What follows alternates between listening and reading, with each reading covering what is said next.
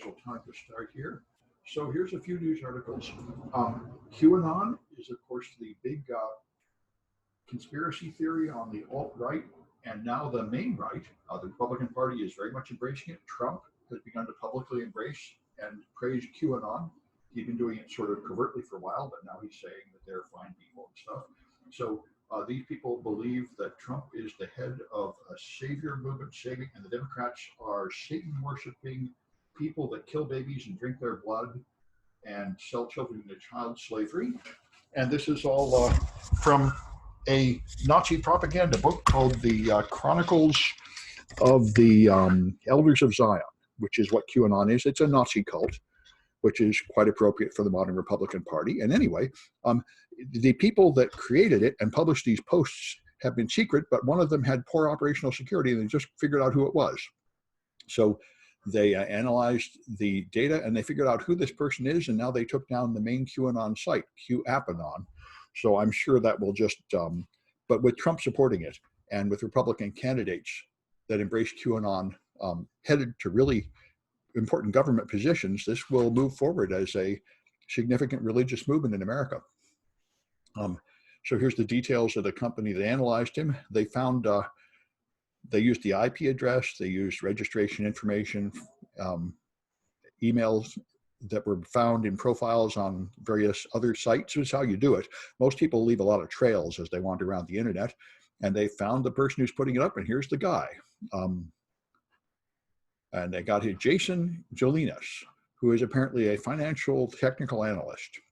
And he's the one putting up these posts that promote, you know, this Nazi Elders of Zion stuff, which is now quite popular.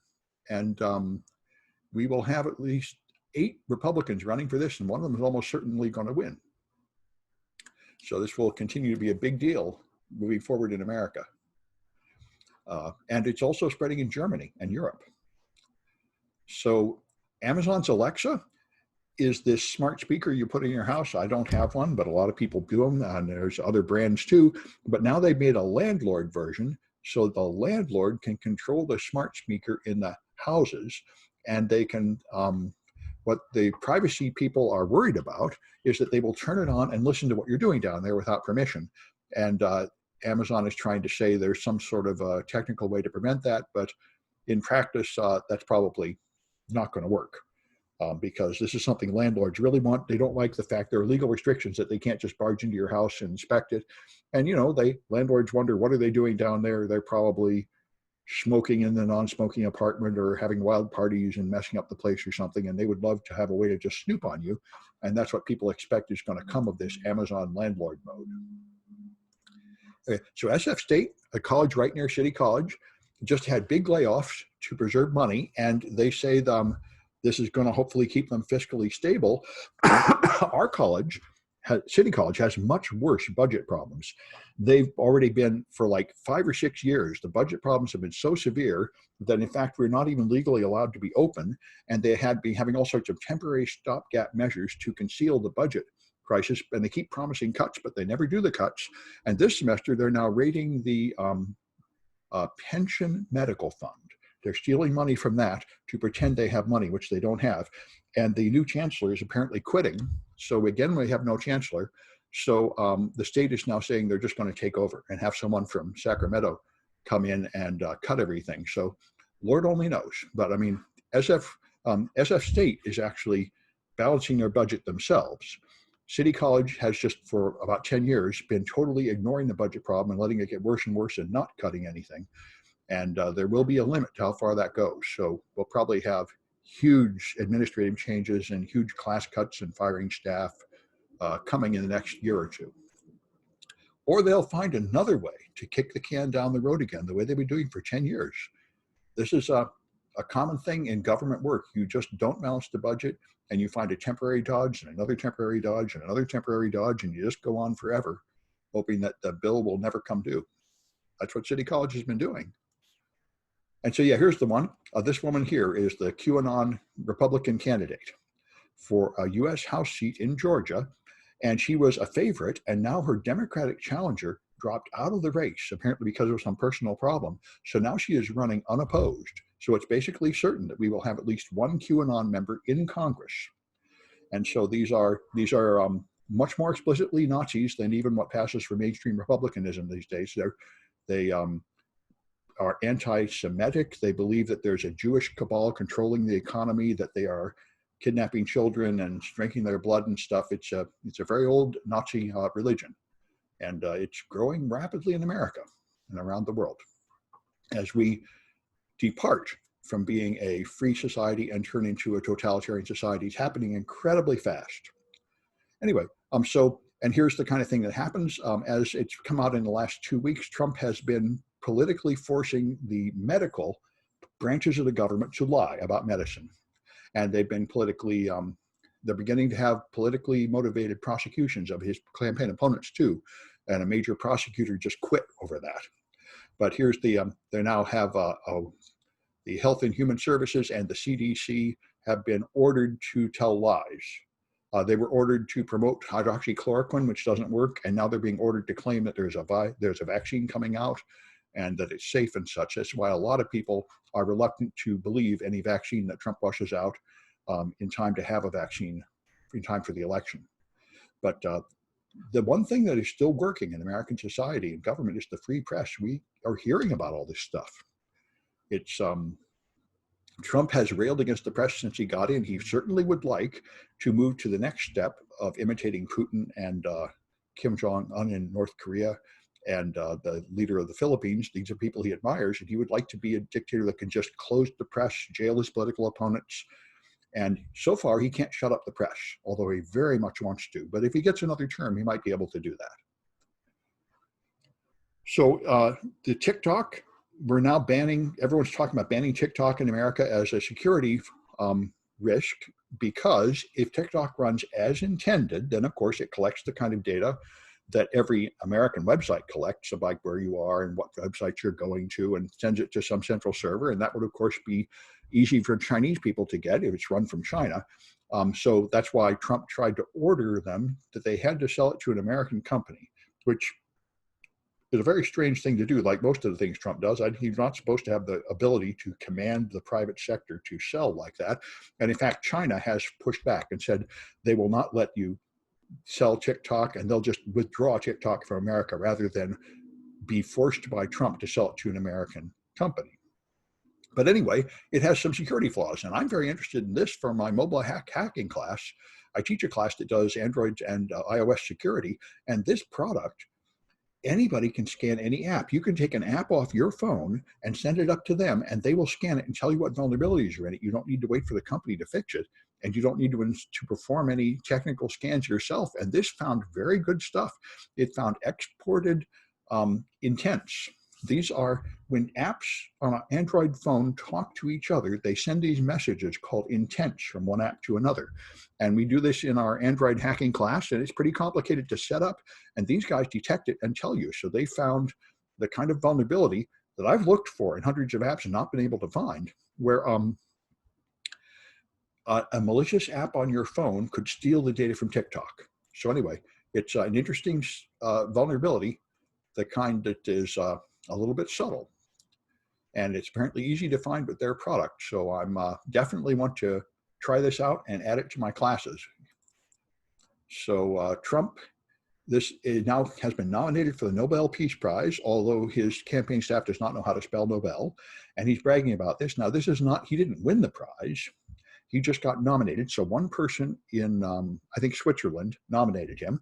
But what's kind of funny is not only trumpeting this as if it was an accomplishment, when it's really not much of an accomplishment, but also he tried this twice before.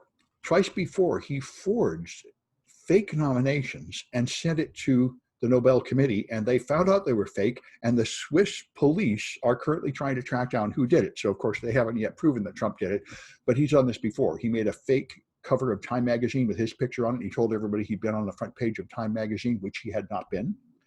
But he's done a lot of this, and he often calls news agencies and pretends to be somebody else to get better press.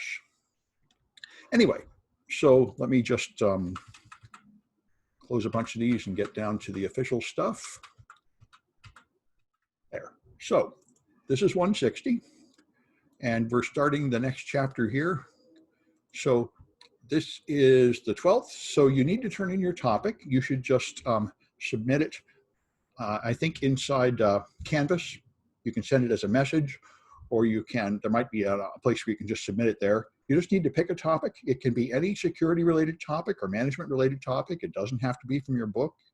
And you don't need to write a paper yet. You just need to pick a topic so we know you're making some progress. And then you need to make a 4-minute presentation, which you can start presenting next week or the week after. And then you should write a paper, which could be on the same topic or a different topic. And so you should be thinking about something, finding something to write about. You can go through news articles or whatever topic is of interest to you. The talks are only 4 minutes long, and you can pre-record it as a video if you like, or you can come to class and do it live. And then you can either keep it private, so the only people that see it will be the people that attend class live, or if you want to, I'll record the video and put it on my website like these so everybody can see it. But you can do that either way. So next week, some people may present early and get extra credit. And after that is the time when everyone should do it. And after that, they lose some points for being late. So anyway, I will strictly enforce the 4-minute timeline. So that's a lightning talk. It's a standard at conferences, and it makes much better talks if you trim them down. But anyway, we got security governance here. Let me bring up the slide. So we're going to talk about risk management. And this next chapter is very long, and I broke it up into 4 lectures.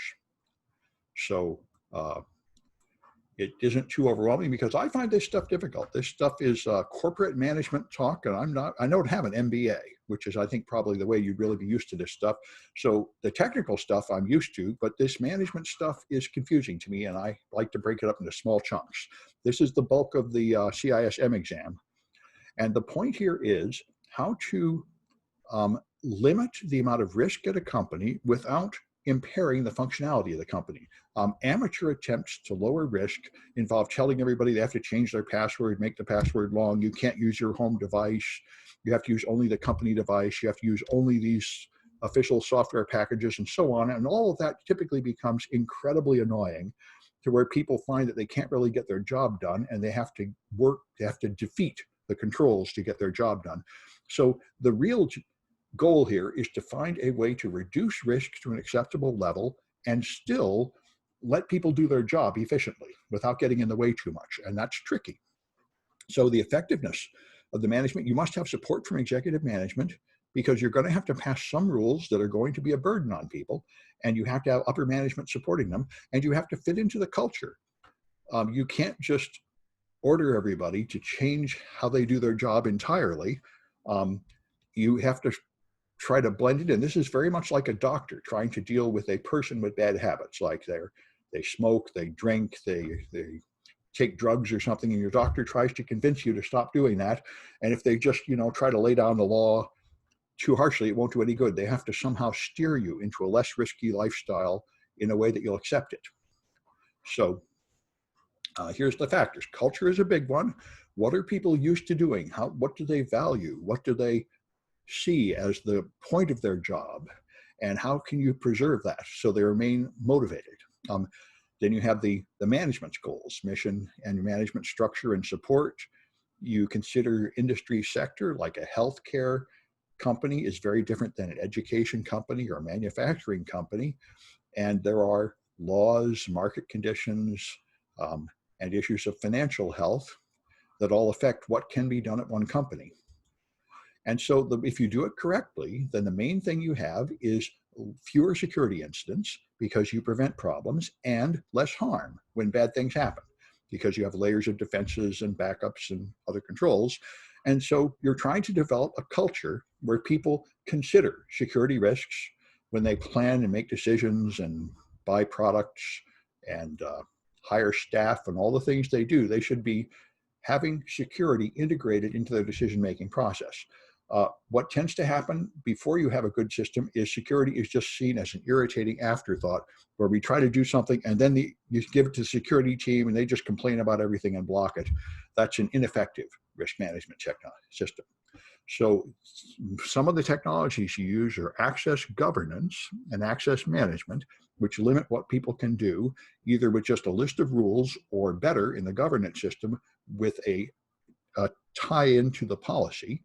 Then you have antivirus or the more enterprise class anti-malware, access security brokers. You have testing tools for your access security, and that tool I mentioned earlier that will test Android apps for vulnerabilities, you can pay them and then you integrate it into your development process.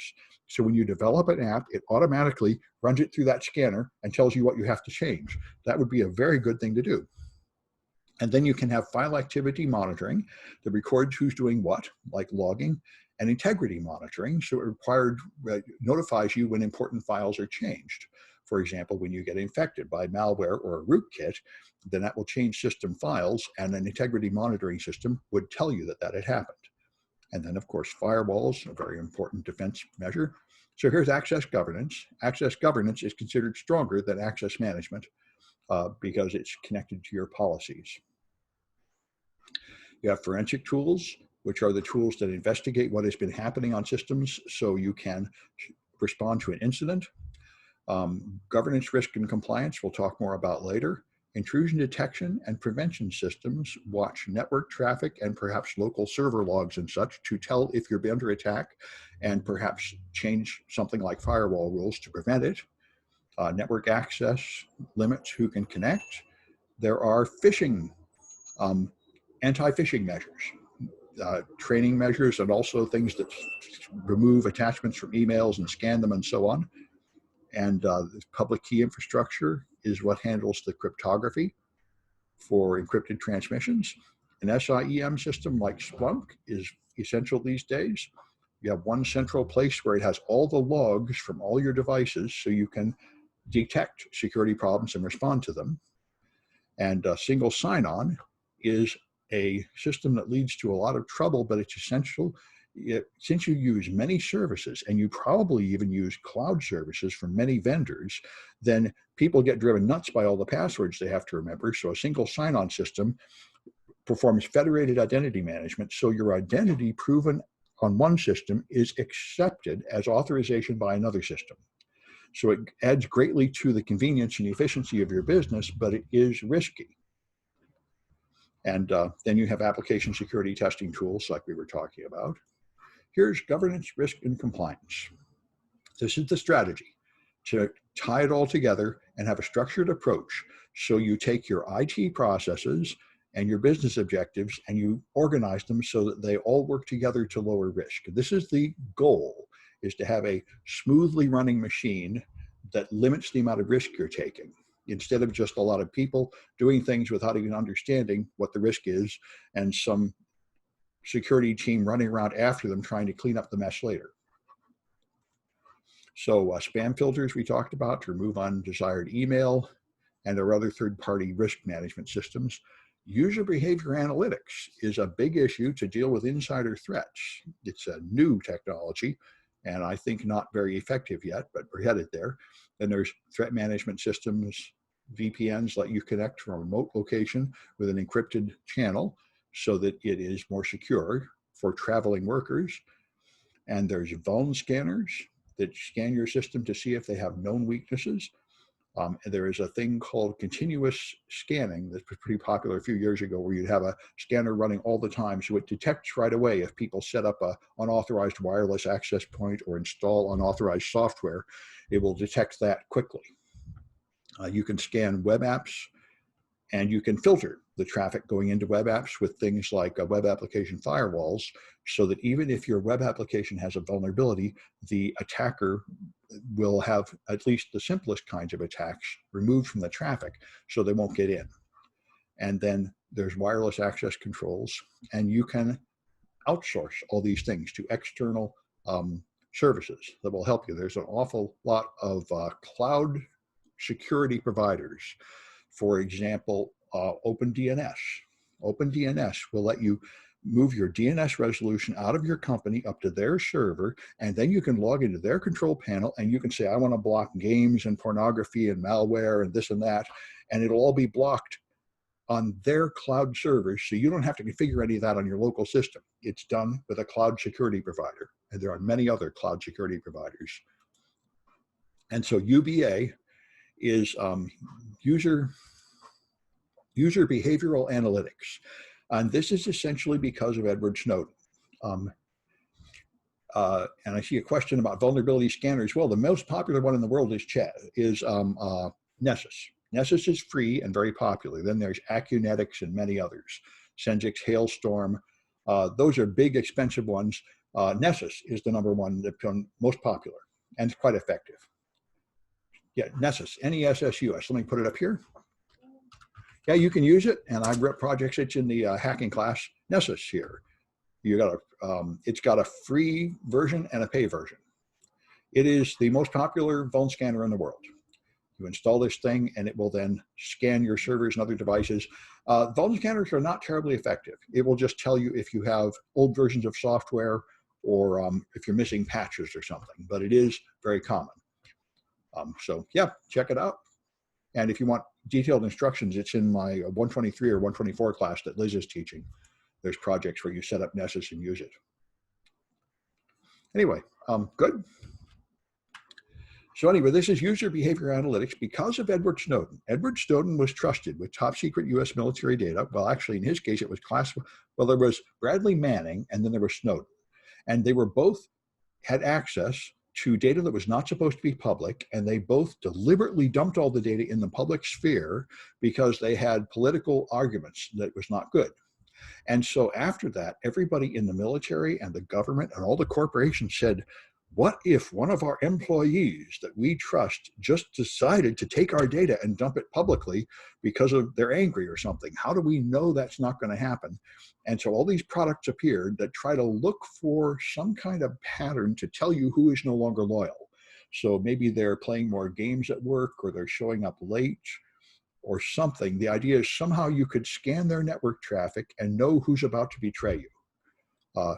It sounds like sort of black magic, and I don't know how well it works, but there's a large market for that because there have been several major disasters caused by a trusted person inside your company betraying you, and people really want to believe that there is some kind of defense against that. Anyway, let's try a Kahoot. Should have them someplace. There they are. All right. 3A1, there it is.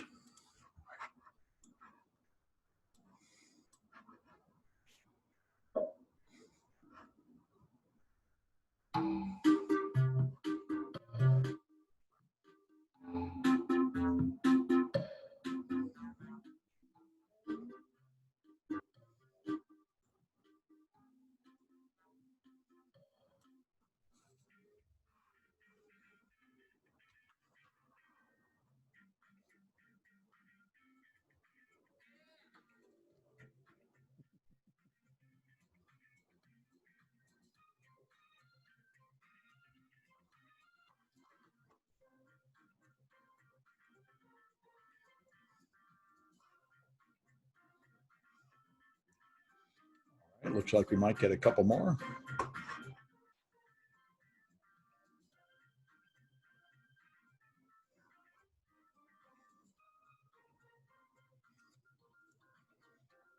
All right, I guess that's it.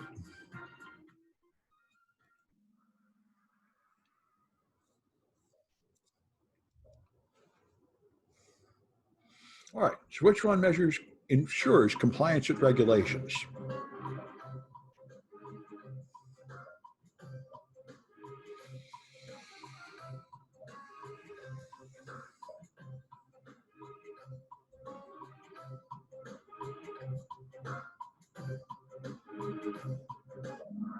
All right, that's GRC. Good.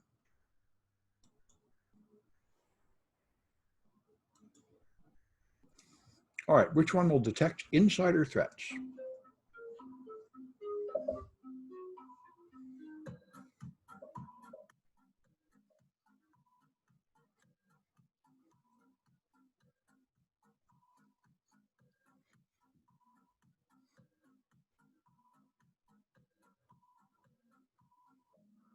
User behavioral analytics. All right.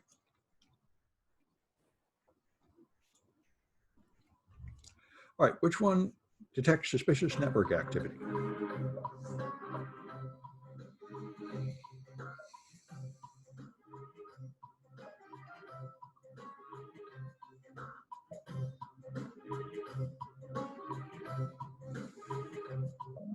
All right, that's the intrusion detection system.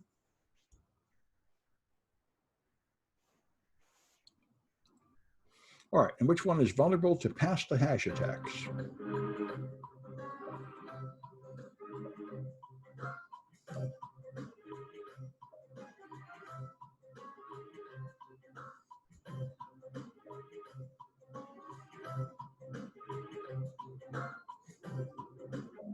All right, that's single sign-on. You sign into one system, it creates a sort of ID card for you called a hash, and then you pass it on to other systems as authorization, and the attacker can steal it and pass it on to impersonate. So I've got jarring. You'll have to tell me a real name if you want your points, unless that's a real name, which I doubt.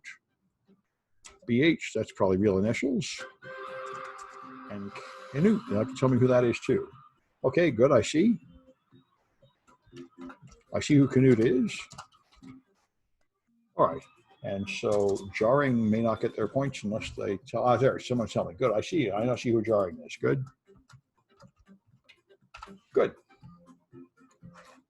All right. Let's take a look at the rest of this.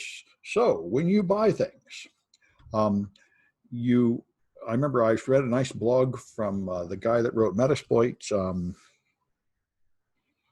H.D. Moore, and he said at his company he was so respected that they let him help make purchasing decisions. So before they would buy a bunch of firewalls or switches or something, they would let him examine them and decide if they're secure. And that would be nice. So I mean, when people are buying things or purchasing cloud services or anything, it would be really good if your risk management staff was involved so they can help them avoid buying a product that will turn out to create trouble. Otherwise, they're going to be influenced by salespeople or articles they see.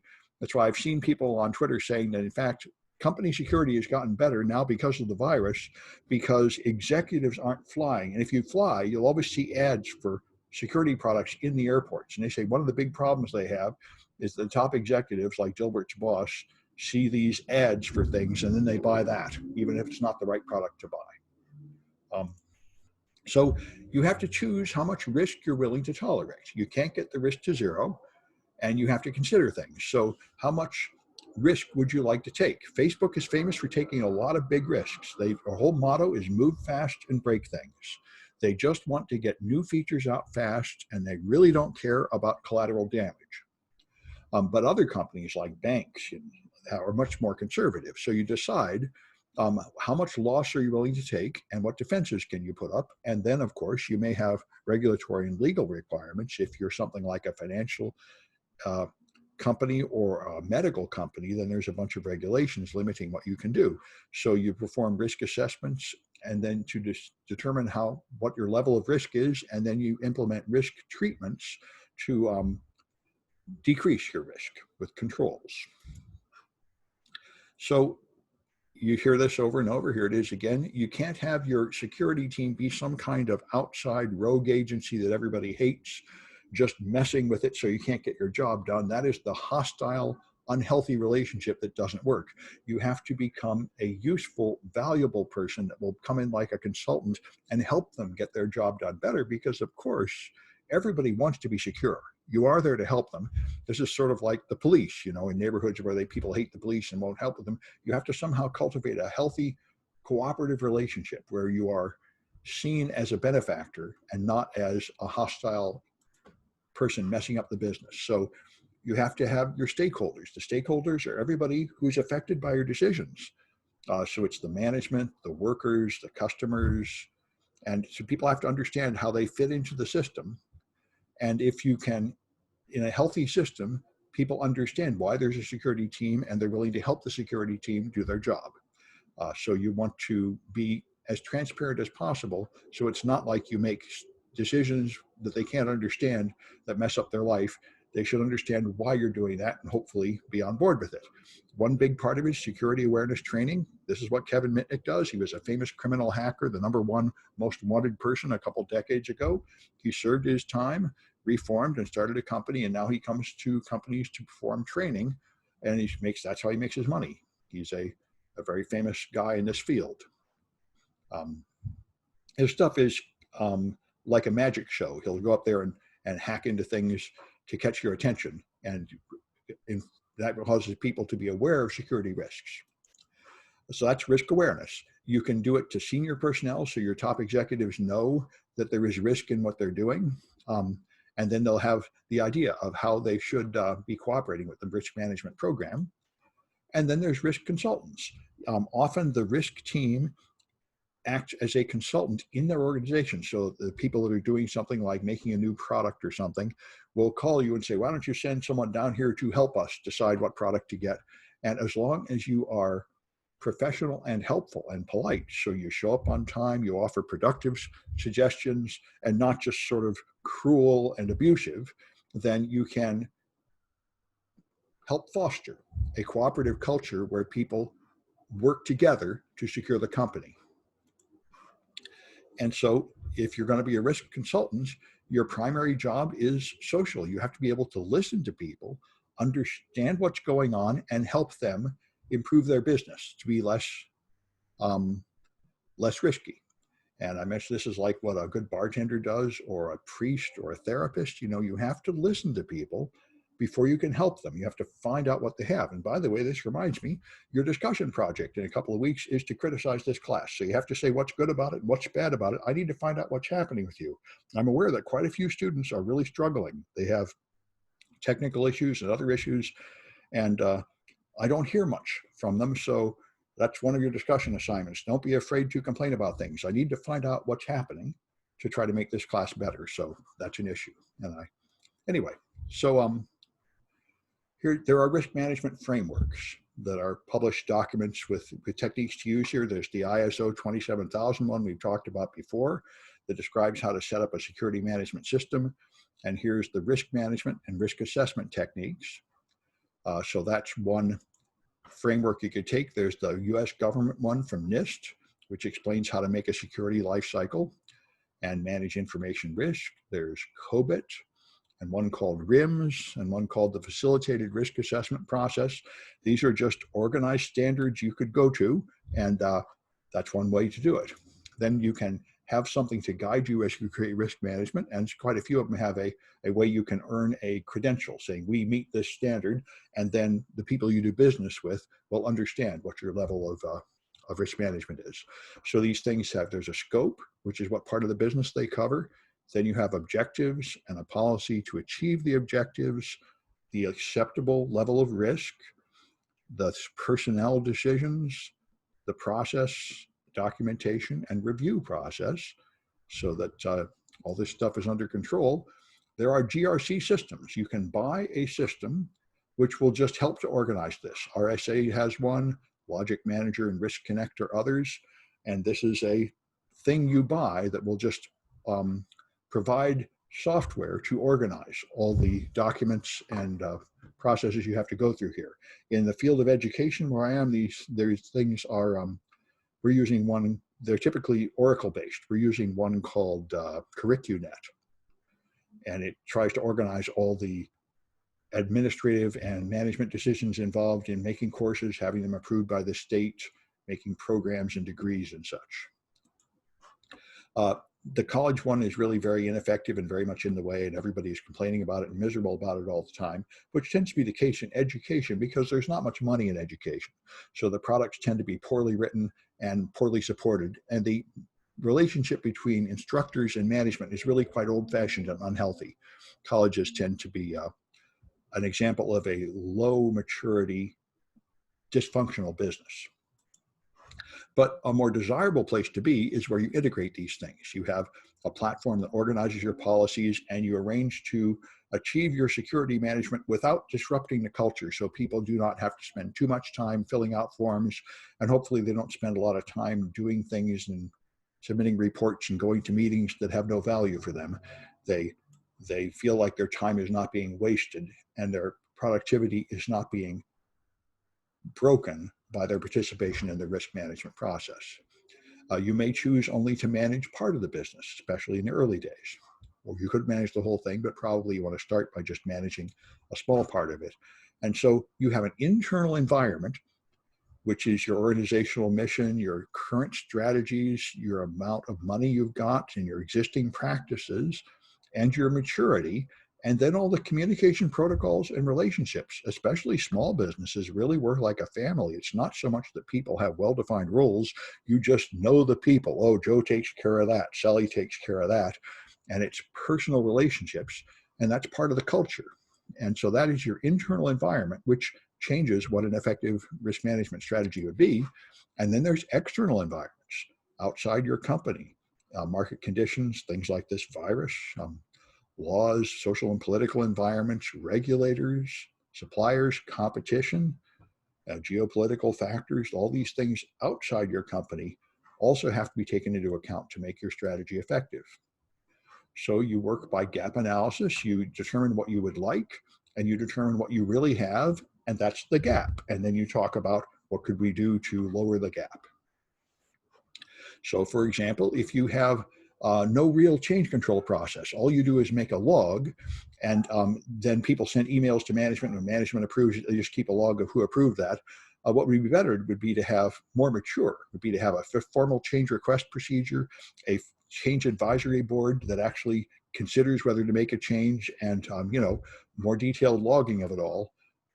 And this is a step from a sort of immature ad hoc process to a more controlled, organized process for changing things. Nobody is perfect. This world field is rapidly changing. And so it's just like I mentioned before, just like a doctor trying to help a patient become more healthy. It's not like you're ever perfect. You just try to improve things. So a good security manager would have experience with programs and in the security sector and a familiarity with all the tools. And you try to do as much as you can of these things, but nobody ever has it all. So you have to have continuous learning. You're going to have to continue learning constantly to keep up. If you get a CISM or other certificate, you will have to prove that you are constantly going to training. So you might go to meetings, you might join an organization like ISACA or ISC Squared or any of these others. You might go to conferences, read magazines, take classes, watch podcasts or listen to podcasts like Paul's Security Weekly is one of the really big ones for security managers. You can read reports. Verizon has a very famous risk report. It comes out every year or every 6 months listing all the security threats they found. And there are many others also. And of course, there are commercial services that you pay to help guide your risk decision. The most famous is Gartner. Gartner rates many products in IT and security, and they rate them on a two-dimensional chart of like completeness of vision and ability to execute. And they will say, for example, like Palo Alto is very good in firewalls. They have cutting edge stuff and it really works. Other people are less effective, and they will therefore help you decide what companies to invest in and what products you would probably like to buy and what business partnerships you would like to make based on an independent assessment of how good you are in various ways. And there are many other companies that do that also. And you may get information from consulting firms or training, books, magazines, which is why in order to maintain your certification, there's a wide variety of things you can do. When I got my CISSP maybe 10 years ago, there was a big storm of argument about how DEF CON didn't count. And I said, I think DEF CON counts, and I've been submitting DEF CON as my training for years and getting away with it. But there was a period of time when DEF CON was sort of seen as underground and untrustworthy and not a serious source of security information. But we're well past that now. Now it's well established. So here's a useful list from Palo Alto Networks of the most famous books in cybersecurity. And you definitely can learn a lot by reading some of these books. And there's the URL if you want to see the whole list. The textbooks for all my classes are in here, and a lot of other books I refer to, plus a lot I haven't read. They're all, but anyway, there's a whole lot of really good security books to read. And then there's a lot of conferences, DEF CON, Black Hat, RSA, and many others. And now, actually, because of the virus, many of them have gone free and online. So you don't even have to pay. And it's more convenient, really. And I'm able to talk at a lot of new conferences I never did before. It's actually easier than having to travel to them. So that's a good thing in a way. There may come a time in a couple of years, perhaps we will have a vaccine and less trouble with this virus, and we'll have these physical conferences again. But for the time being, especially for Americans, online is the only thing we can do because we're totally letting the virus spread here. Now is an official, apparently, government policy to deliberately spread the virus. And that means nobody wants us in their country. And that's certainly not going to change until next year at the very earliest. Anyway, and so you can get information, you can subscribe to an information source that will tell you about emerging threats and who's attacking who and what you should be watching for on your network. And some of these are XML files that you import directly into your security products, so it will detect these things coming in on the wire. And here's more and more of them. X-Force is a big one, Palo Alto. So there's lots of these. Anyway, that's why I think the main problem in security management is you just have an overwhelming flood of far too much information and news and products and threats, and it is difficult to figure out how to know what to pay attention to and how to focus on it and how to avoid just getting overwhelmed by it all. I think that's a big issue for all of us. There's just a fire hose of stuff going by. And that's why one huge psychological problem in the business is everybody has imposter syndrome. You feel inadequate because every day somebody says, are you doing this? You should be doing that. And you're like, I've never even heard of that. Why is something important happening? And I didn't learn about it in my classes or anything, because it's all just changing so fast that nobody can really keep up with it. And you have to sort of get used to that. When we taught classes at Black Hat, we had 2 students just quit, one from each class, get all frustrated and quit. That happens a lot because you take your class and you feel lost, like all this information is going by and it's going too fast, and I thought I knew this, and why do I feel stupid? You have to get used to being challenged and feeling stupid a lot.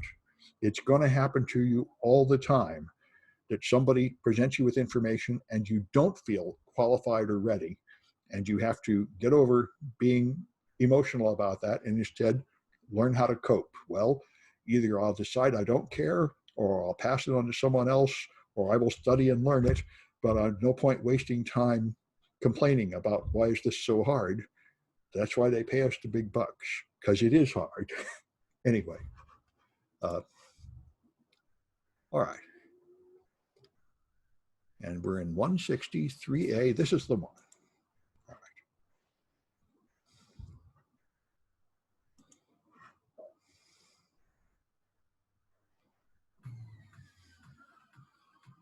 right. All right.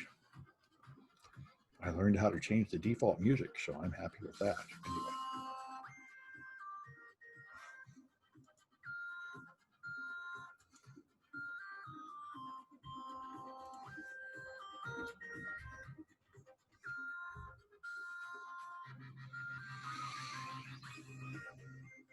All right, I'll wait a few seconds and see if some of these new people are coming.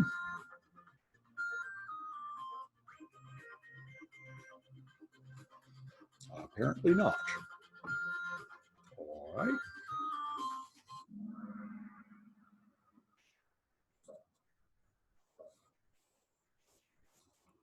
All right, so what does Kevin Mitnick do?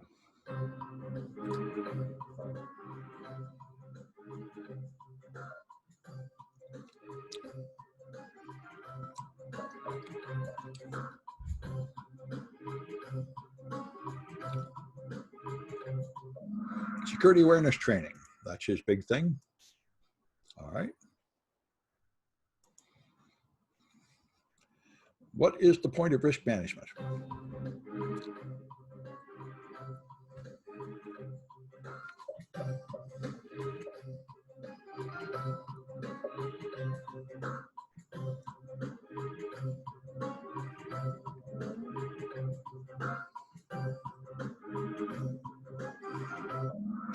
Yep, this is a common misconception. You might think you're trying to prevent risky activities, but that is how you are a failure. You're really trying to improve the business. You have to take some risk to get things done. So this is the mistake of being Dr. No, where you just say, no, don't do that, don't do that. The right thing to say is, well, let me help you do that in a better way so you can still accomplish your goal without introducing so much risk. That's the point. Improving the business is your real job, not stamping out bad things.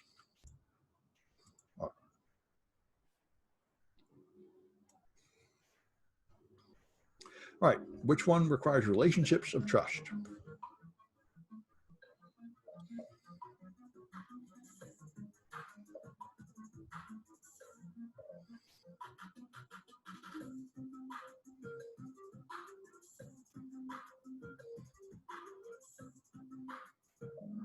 All right, that's consulting. A consultant is not a hostile force. They help you get something done. You have to trust them, and you have to admit your problems to them, just like a doctor. And then you have to trust them to help you with your problems instead of like just abusing you over your problems.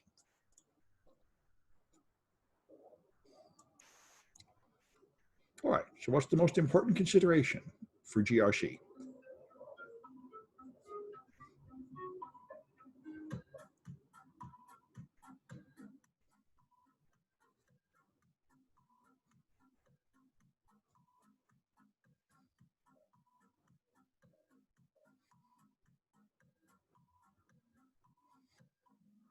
That's the point. It has to integrate into the culture. Otherwise, it won't be useful or helpful if it cannot fit into the way the company works. All right. So, all right, there's a name, Joseph. And Kahoot, I know who that is. And BH, all right. I've seen that before too. I think those are real initials. All right. So I'm going to stop recording and I'll stick around.